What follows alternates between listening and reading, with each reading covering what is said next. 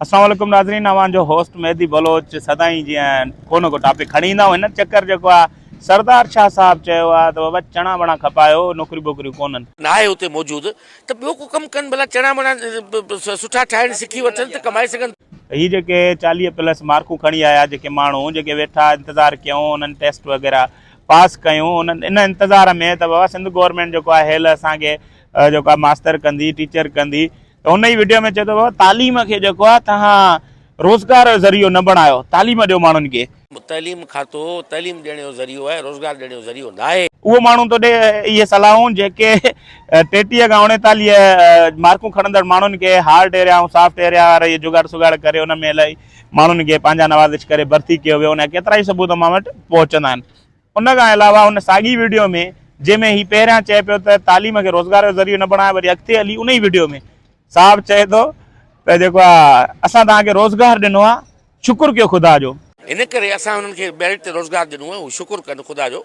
बाबा तूं केरु थींदो आहीं जानी, तूं असांखे रोज़गार ॾियण वारो शाह साहब, ऐं न ई असांजे नौजवाननि खे तूं रोज़गार ॾेई सघंदो, न तुंहिंजे वथ में आहे न ई तुंहिंजे हथ में आहे। हू पंहिंजी मेरिट ते था अचनि, हू पंहिंजे टैलेंट सां था अचनि, ऐं सिंध में टैलेंट आहे। ईअं न आहे त तूं उन्हनि खे ईअं चवंदो अथई शाह साहब त जेको आहे असां तव्हांखे रोज़गार ॾिनो आहे। इहो उनजो असां जेके वेठा आहियूं या जेके बि पास थी आया आहिनि उन्हनि जो हक़ आहे त हू तव्हां उन्हनि खे चयो त बाबा तव्हां मार्कियूं जेके आहिनि खणी ॾेखारियो त असां तव्हांखे नौकरी ॾियूं।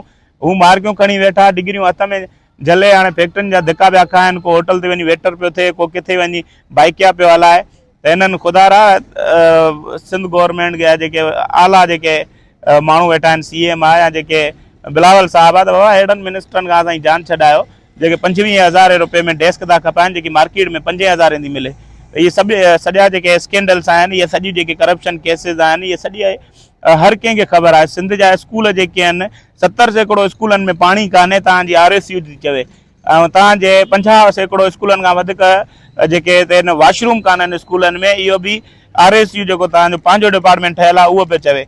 ऐं मॉनिटरिंग डिपार्टमेंट में 157 मुलाज़िम ॿाहिरि मुल्कनि में वञी घुमंदा फिरंदा पिया अथनि। तव्हांजो तालीम खातो सुतो पियो, मथां वरी तव्हां सिंधियुनि खे चओ पिया, उन्हनि माण्हुनि खे चओ पिया जेके पास थी आया आहिनि, मेरिट ते आया आहिनि, उन्हनि खे चओ था त बाबा नहीं चणा वणा खपायो। छो बाबा चणा वणा खपायो? अहिड़ा का तव्हां वञी चणा वणा खपायो, उन्हनि नौजवाननि खे तव्हां डिमोटिवेट छो था कयो?